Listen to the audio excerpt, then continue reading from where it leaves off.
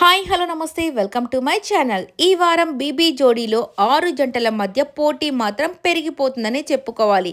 ఇక ఈసారి ధనరాజ్ వాళ్ళు వేసే డ్యాన్స్ పర్ఫార్మెన్స్తో ఈలలు వేస్తూ మన వాళ్ళైతే విజిల్స్ కొట్టేసి డ్యాన్స్ అయితే ఆడేస్తున్నారు. ఎందుకంటే పర్ఫార్మెన్స్ ఆ రేంజ్లో ఇచ్చేశారు. సో ఇంతవరకు బానుని ఒకలాగా చూసాం. బట్ ఈ వారం తన డ్యాన్స్ పర్ఫార్మెన్స్తో మెస్మరైజ్ చేసేస్తుందనే చెప్పుకోవాలి.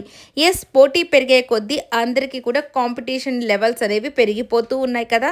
ఇక వీళ్ళైతే సిటీ మార్స్ సాంగ్కి అయితే మన శేఖర్ మాస్టర్ కంపోజ్ చేసిన ఈ సాంగ్ ఆయన ముందు అస్సలు నెక్స్ట్ లెవెల్లో వేసేసారని చెప్పుకోవాలి. ఇక దాంతో ఆయన కూడా స్టెప్పులు వేసేశారు బానుతో కలిసి. ఇక బాను ఇచ్చిన ఎక్స్ప్రెషన్స్తో ఇక డ్యాన్స్ వేలాక సిగ్గుపడిపోయారు. దాన్ని చూసిన సదా గారు శ్రీదేవి గారు ఏంటి మాస్టర్ మెలికలు తిరిగిపోతున్నారని కామెంట్స్ అయితే చేసేసారనమాట. నిజంగానే శేఖర్ మాస్టర్ అసలు నిజంగా హీరోయిన్స్ దగ్గర ఇంత సిగ్గుపడుతూ ఉంటాడా అన్నట్టుగా వీళ్ళ ముందే ఇంత సిగ్గుపడుతున్నాడంటే ఇక హీరోయిన్స్ ముందు ఏదైనా డ్యాన్స్ కంపోజ్ చేసేటప్పుడు ఎలా ఉంటారబ్బా అని అనిపిస్తుంది. బట్ చాలా క్యూట్గా అనిపిస్తూ ఉంటుంది. ఆయన ఏ స్టెప్ చేసినా అదిరిపోతుంది కాబట్టి. ఇక నెక్స్ట్ వచ్చేసరికి అందరూ విజిల్స్తో మంచి కాంప్లిమెంట్స్తో ఇక ధనరాజ్ గారికి అలాగే భానుకి కాంప్లిమెంట్స్ ఇచ్చేసేసరికి ఇక ఆ కొరియోగ్రాఫర్ని కూడా శ్రీదేవి గారు పైకి పిలిచి అసలు నిజంగా నెక్స్ట్ లెవెల్లో చేశారు మీరిద్దరూ. అసలు కంపోజ్ చేసిన మన ఆ గోవింద్ మాస్టర్ మీరు కూడా పైకి రండి స్టేజ్ మీదకి, ఇక మీ అందరి పర్ఫార్మెన్స్ గురించి చెప్పాలని మాట్లాడుతున్న టైంకి ఇక ధనరాజ్ గారు అయితే ఒక సైడ్కి వెళ్ళిపోయి కన్నీళ్ళు పెట్టుకోవడం స్టార్ట్ చేశారు.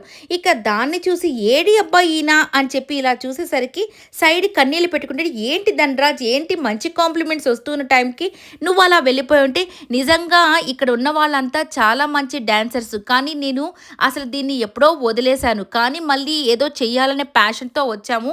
బట్ మా డ్యాన్స్ చూసి మళ్ళీ మా కొరియోగ్రాఫర్ని పైకి స్టేజ్ మీదకి పిలిచి పర్ఫార్మెన్స్ ఇస్తామని నేనైతే ఎప్పుడూ అనుకోలేదు. నిజంగా నేను చెప్తున్నాను, చాలా చాలా హ్యాపీగా ఉంది అని చెప్పేసి గోవింద్ మాస్టర్ని ఇక హక్ చేసుకొని నిజంగా ఆయన ఆనందాన్ని తెలుపుతాడనమాట. ఇది చూడడానికి విజువల్గా చాలా అంటే చాలా బాగా అనిపిస్తుంది.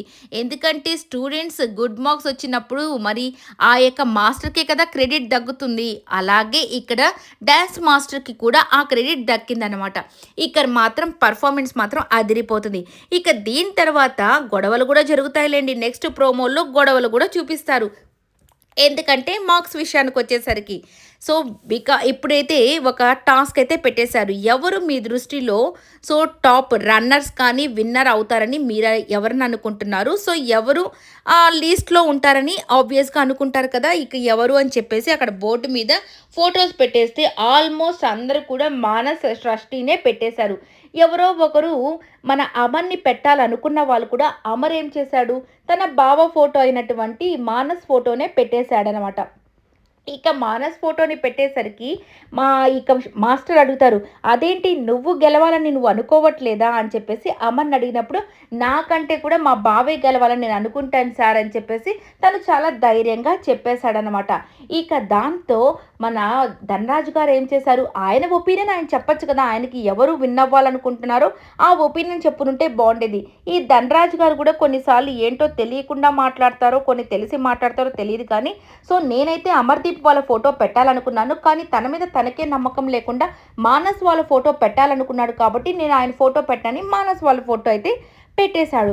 ఇక దాంతో ఆ మానస్కి చాలా కోపం వచ్చి, నీ నిర్ణయం నువ్వు చెప్పాలి, అంతేకాని నువ్వేంటి అతని నిర్ణయాన్ని నువ్వు కాదనేది ఏంటి, సో ఇక నీ నిర్ణయం నాకు నచ్చలేదు కాబట్టి నేనైతే నీ ఫోటోని తీసుకోబోయి మీరు గెలవకూడదనే దాంట్లో పెట్టేస్తున్నానని చెప్పి పెడతాడనమాట.